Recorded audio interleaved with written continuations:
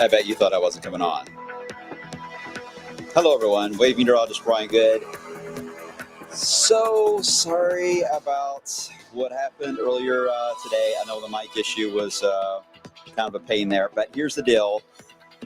I know yesterday I had a Windows update on one computer that got me, and today it was the audio computer that got me. So Microsoft has not been on my side as of late. So I apologize.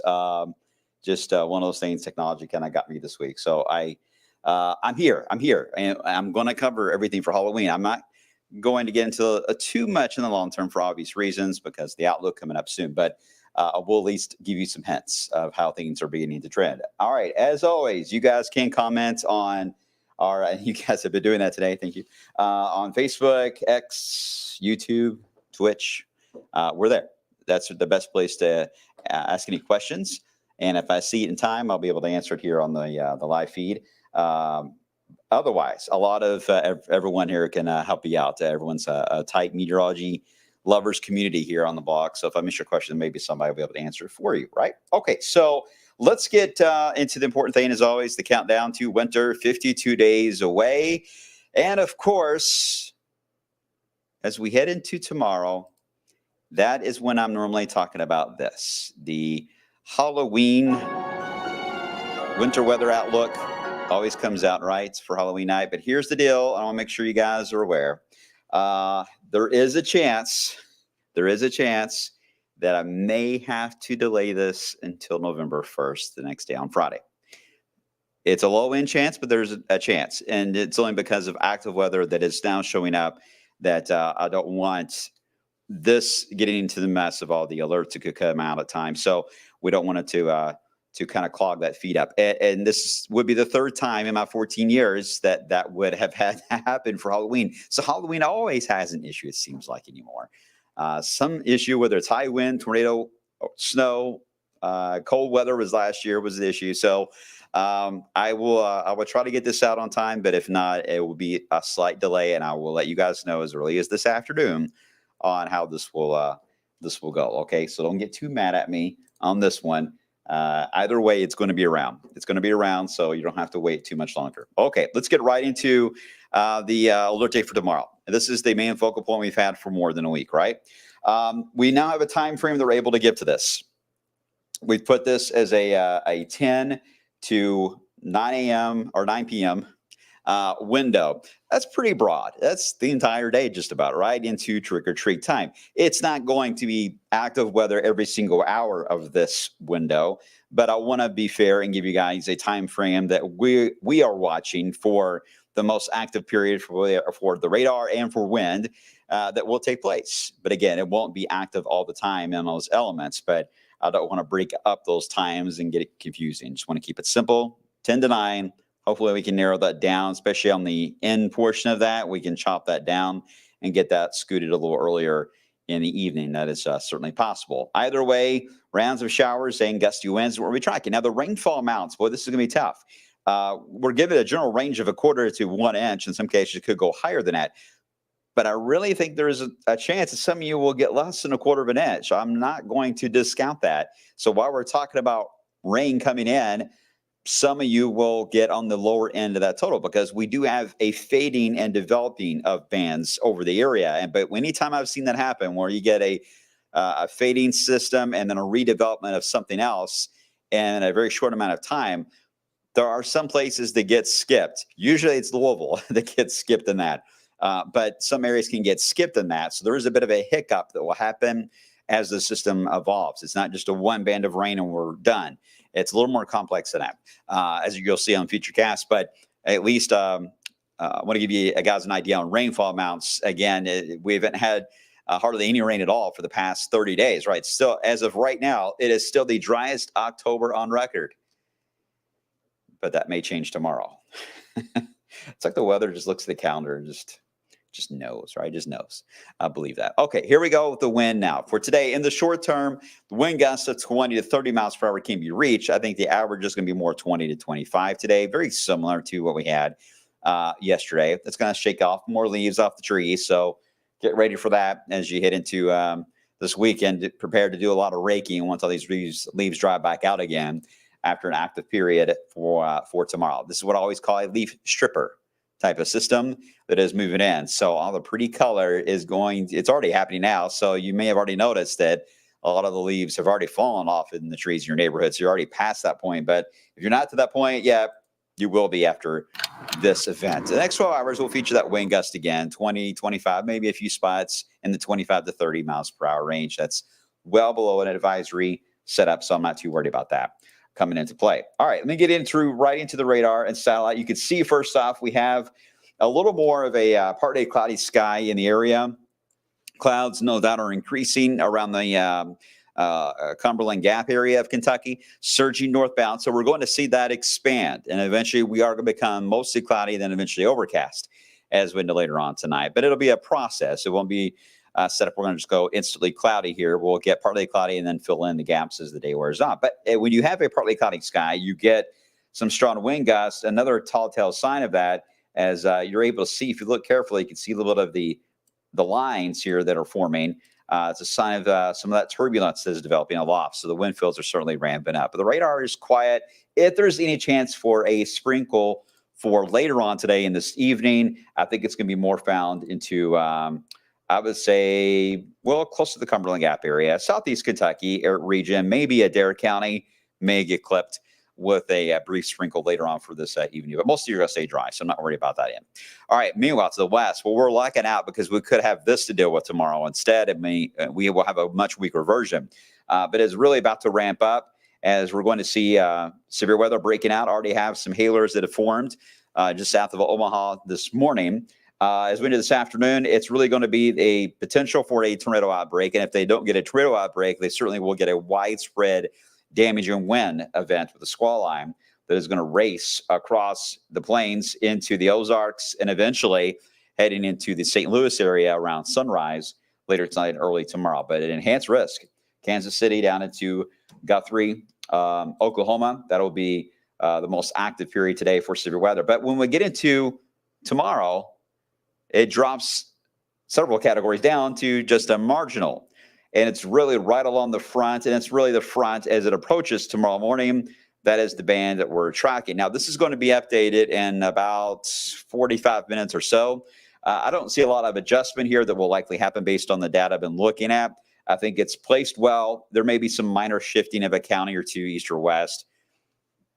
That's nothing. I wouldn't worry about that specifics on the map, how it's drawn. It's more about the storyline. And I'm big on that. You guys know that. I'm big on telling the story of how the data will evolve, not getting too locked in on maps. And that storyline is important because it will vary depending on where you're at. Okay, so here's a closer view of this. Again, it's a marginal risk, and Louisville's not officially in this. This is west of Louisville.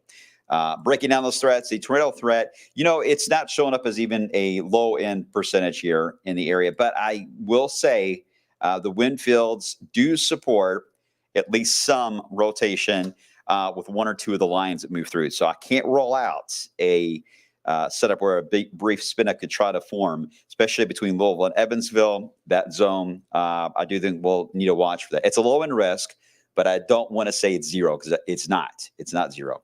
Okay, so the straight line wind threat is the main trigger for the marginal risk. And that's fair because there will be a few bowing segments.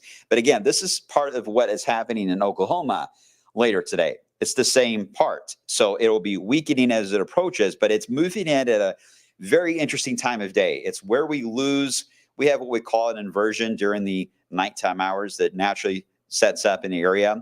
That blocks all the wind from getting down to the tree line in many cases because it will be windy tonight, but it won't be as bad as what it could have been because we will have a bit of an inversion, keeping that wind from dropping down. When the sun hits the atmosphere, it causes that to then try to poke below the tree line. So daytime wind events are more of an issue than nighttime.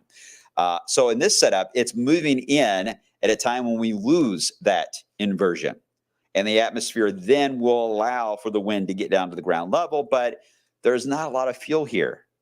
We've got a very dry atmosphere that we're trying to, we're trying to flip into a more humid one.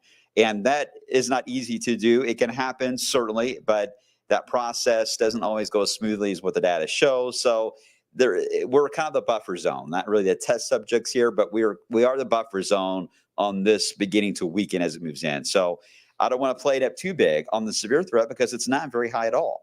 But compared to what we've had for the past not only weeks, but really months, it does stand out a bit more, giving us maybe a warning or two. So just make sure you have a way to get notified for alerts as this moves into the area.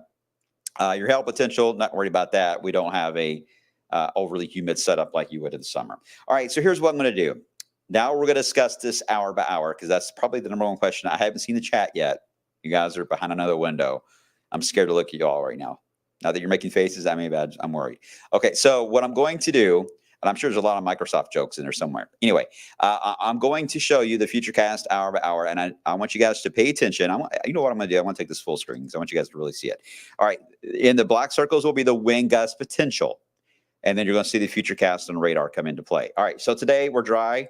All right, windy outside. Yep, we got that. All right, now tomorrow morning, you see the wind gusts are showing up 30 to 40 miles per hour in a few cases. That may be a bit high because, again, the inversion will just now be eroding away. So I don't want to go as high as the data shows completely on this. I think there may be a slight taming of this. But spotty downpours will try to pop ahead of the line across areas of Indiana. But you see approaching in the 9, 10 o'clock hour. We get toward, say, the noon hour. At this point, it's moving across Indiana. If we're going to get any isolated warnings from that, this is when the area, then the time frame we're going to be watching. It's going to be roughly 11, 12, 1 o'clock, all the way to really about 3 o'clock, even along I-65. We'll be watching this line move through. I got a feeling the northern part of this is really going to weaken. The southern part is what I think may hold on. It may hold on. Around Louisville and Indiana, we may get lucky and this could ease back, but this is outside of really the marginal risk too. So I think we need to watch and see how long that can hold on. But you see how the line is. It's not a perfectly straight line, right? So it does have its wiggles, as I always like to say. And anytime you got those wiggles, you can get those punches of wind that can get down below the tree line, and you can get that isolated spin up in some of those notches. That's the reason why the tornado threat is not zero. Once we get past this round of heavier rain, and this is really the main heavy rain period, will be the initial round that kicks in. We get into a break, a lull, right when the front is moving in. There is a separation that will happen between the next round. Now, here's the thing. I know this is coming. I know it is. This gap may shut the rain off for some areas, so where you may be dry at trick or treat time, just windy. And I know everyone's going to complain, like, why in the world are we, worried about this? You may have that break. It still will be wet outside. It's still going to be windy, but the second round will begin to pop. And here's the thing. The second round is varying highly on the data on when it will develop and where. Some develop in Indiana. Some develop it a little more southeast of Louisville. So there's some questions on the second piece, but either way, it's really post-front. It's behind the front. So the wind field is not going to support a severe threat, but you can get some strong wind gust out of this band. I've seen that several times in a post-front scenario. I don't think it's going to get to severe limits, but again, I think it will be another wind enhancement. And at a time when trick-or-treating still may be going on, I'm not sure when kids go out anymore. I don't know if you guys go out at 5 o'clock. I know that there's a lot of kids watching right now, but I don't know if you go at 8 o'clock. I don't know if you have a Halloween party you're going to at 9 p.m. I have no idea what your plans are.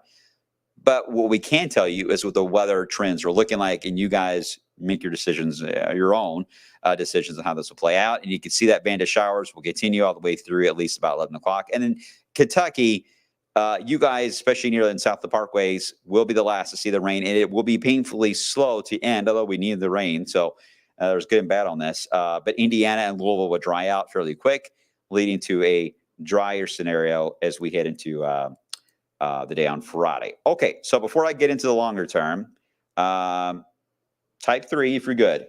Type 3 if we're good. Let me scan the questions. All right, Kathy's like most are 6 to 8. Yeah, again, it's right there near the gap and near the second round, so I can understand. Everyone seems good. Okay, all right. A lot of threes showing up. I appreciate you all doing that. It really helps me out, so I can Carrollton, Tammy, or is it Tammy or Tommy? I'm sorry, I can't see it. Is it Tommy or I really can't tell if it's an A or no. I think it's Tammy. I think it's Tammy. Sorry, Tammy. Anyway, Carrollton will be in the same boat because the angle to the front, you will have the fading warning line, but you're fairly far to the east. So your risk for anything on the stronger side is lower than, say, Corden will be. If you're in Southern Indiana, you will carry the risk a bit higher than the rest of us will be, but really it's not a huge difference. It's just a bit more of a bump up for Indians and around Louisville. Tammy, thank you, Tammy. Sorry. I'm sorry about that.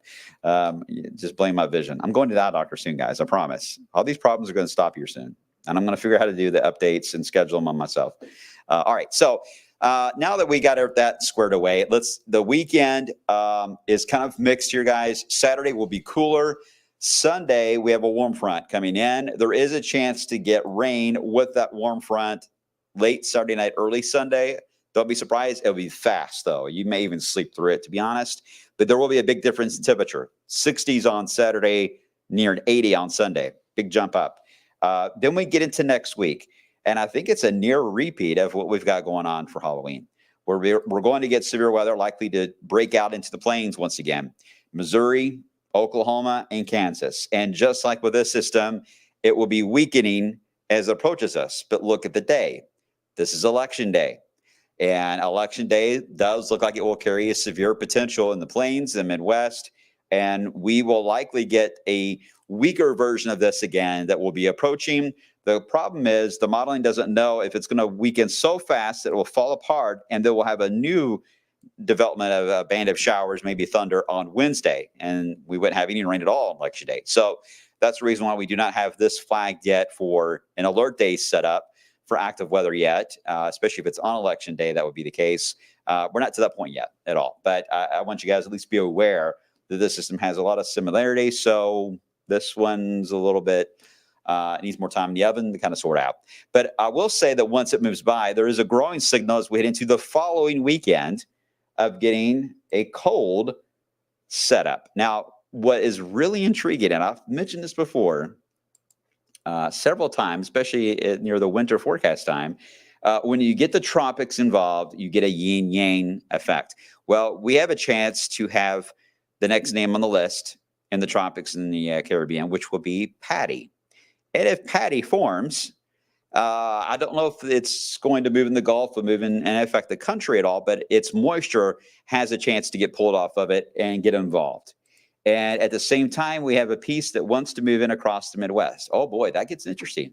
That gets interesting when they try to become friends as we head into the following weekend. Will this lead to something exciting? Well, I don't think it's going to be that impressive. But I think the temperature part, I do think is going to get your attention. We may score a couple of days where we may not even get out of the 50s at all with drizzle and gusty winds. A true feel of November will come into play. I don't think it's going to last. There's another warm spell that does show up not long after that comes into play. All right, let me get right into the 10-day and double check your questions. I don't know where this is a heat index. I don't need that. Those days are done. Okay, here's your 10-day. Sorry about that. Again, there's the alert day again for tomorrow that kicks in. And then you see that we've got the active weather for near election day. And then there's that hint of chilly air at the very end as we head into that following weekend. Okay. What can I answer for you guys? All right. Lauren's like, you don't want the cold weather. I get it. All right, Jason, all right, you're on the right track, but I don't think that's going to be the case right now with this system of any backlash snowflakes.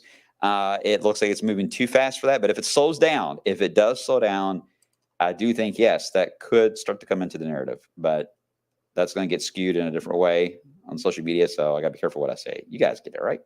Todd, make sure Kevin stays in town next Tuesday. I'm making sure the whole team stays in town and that Microsoft updates are done. All right. Everyone seems good. All right. Good. Okay. So again, I will keep you guys updated on the winter forecast timing, if it's going to be out for sure for Halloween night, or if we'll delay it just another less than 24 hours, to be honest with you. So it's not a huge difference, but I know everyone gets excited about this on Halloween night, but I really don't want to complicate the setup at all with this being thrown in the mix. Okay, I hope you guys can understand that. Okay, I'll let you know later on today. You guys behave yourselves. Enjoy the warm weather this afternoon. I'll see you at 3 o'clock.